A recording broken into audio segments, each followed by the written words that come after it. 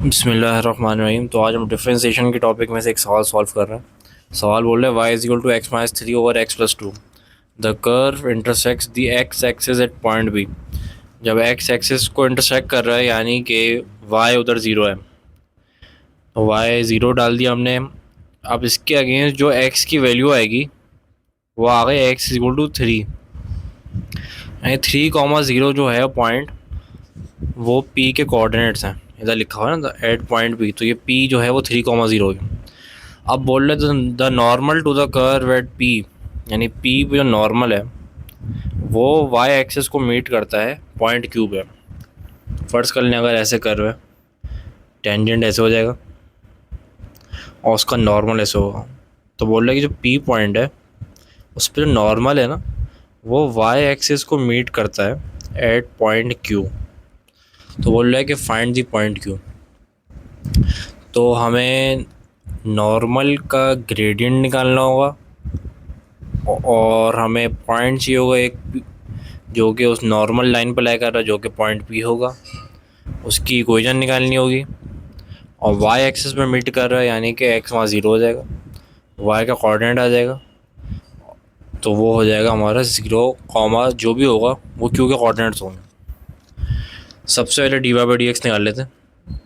आइए, d y by d x equal to, अच्छा क्योंकि ये डिवीज़न हो रही है, दो एल्जेब्रिक एक्सप्रेशंस डिवाइड हो रही हैं, तो यहाँ पे कोशेंट रूल लगेगा। कोशेंट रूल होता है v u prime minus u v prime over v square. V हमारा होता है नीचे वाला पार्ट जो कि डिनोमिनेटर में होता है, तो एक्स प्लस टू हो गया। यू प्राइम यानी कि जो न्यूमरेटर का पार्ट है उसकी डेरिवेटिव होता है वो, उसका डेरिवेटिव यहाँ वन है। अच्छा, यू आ जाएगा एक्स माइनस थ्री।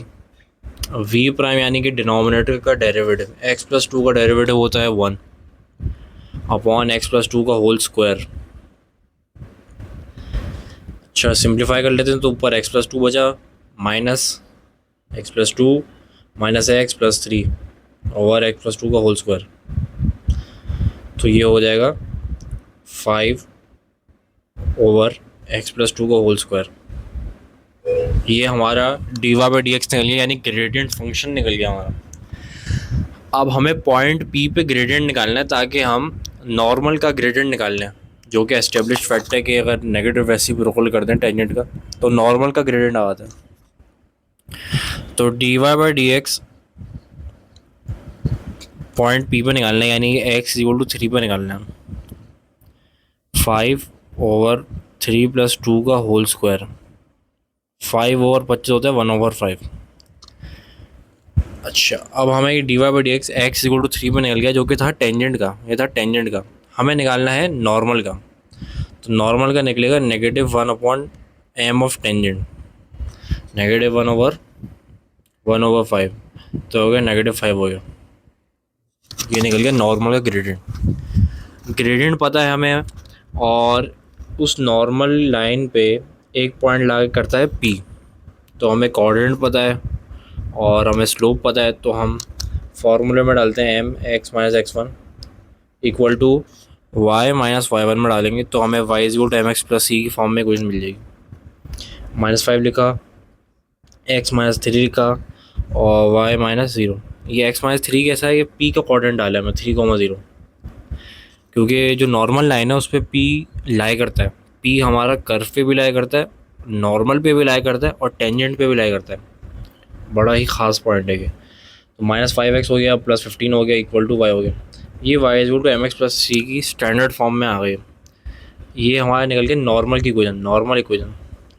अब बोल रहा है कि ये जो नॉर्मल है, जो नॉर्मल लाइन है ये मीट करती है वाई एक्सिस को पॉइंट क्यू पे, यानी कि ये जो नॉर्मल लाइन है ये मीट करती है वाई एक्सिस पे। वाई एक्सिस पे हमारा एक्स ज़ीरो होता है, तो उस पर x equal to zero substitute करेंगे तो वाई इक्वल टू फिफ्टीन आ जाएगा, यानी कि ज़ीरो कॉमा फिफ्टीन हमारा एक पॉइंट है जो कि क्वेश्चन कह रहा है वो क्यू है। अब बोल रहा है कि find the area of the triangle P O Q where O is the origin. Origin का कोऑर्डिनेट होता है ज़ीरो कॉमा ज़ीरो। अब देखिए हमें पी भी मालूम है, ओ भी मालूम है और क्यू भी मालूम है। अब बोल रहा है इसका इस जो ट्राइंगल फॉर्म होगा उसका एरिया निकालें। तो हमें पता है कि शू लेस फार्मूला या शू स्ट्रिंग फार्मूला होता है एरिया निकालने के कोऑर्डिनेट्स के ज़रिए।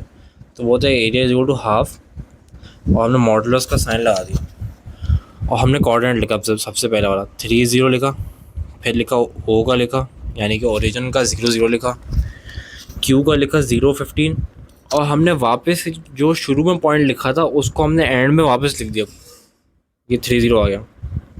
अब इसको सॉल्व कर लेते हैं। सबसे पहले हम इसको मल्टीप्लाई करेंगे। 3 इंटू 0 0 होता है, 0 इंटू 15 भी 0 होता है, और 0 इंटू 0 भी 0 होता है। ये लगा दिया और बाहर हमने हाफ लिखा और मॉडुलस लिखा। एक माइनस लगाएंगे और ब्रैकेट ओपन करेंगे। फिर हमने मल्टीप्लाई किया इसको, 0 इंटू 0 0 होता है। फिर हमने मल्टीप्लाई किया ये वाला 0, ये भी होता है 0। फिर हमने मल्टीप्लाई किया 15 इंटू 3 को, जो कि होता है 45। अच्छा ये हो गया। अभी सब 0 हो गया, 0 माइनस 45 और मॉडुलस ऑफ हाफ। माइनस 45 का मॉड होता है 45 डिवाइड बाई 2, तो आएगा 22.5 यूनिट स्क्वायर। तो जो ट्राइंगल हमारा फॉर्म हुआ है इसका एरिया है हमारा 22.5। अब थोड़ा अगर विजुलाइज कर लें तो विजुलाइजेशन में फ़ायदा ये होगा कि जो अगर हम नीचे आते हैं थोड़ा सा, पी था हमारा 3,0, ओ था हमारा 0,0 और क्यू था हमारा 0,15। तो अगर हम एक्स वाई एक आर्बिट्री सा ग्राफ बना लूँ, थोड़ा सा बड़ा करके बना लेते हैं, इसलिए बात नहीं है। ये अगर यहाँ बनाऊँ ऐसे करके,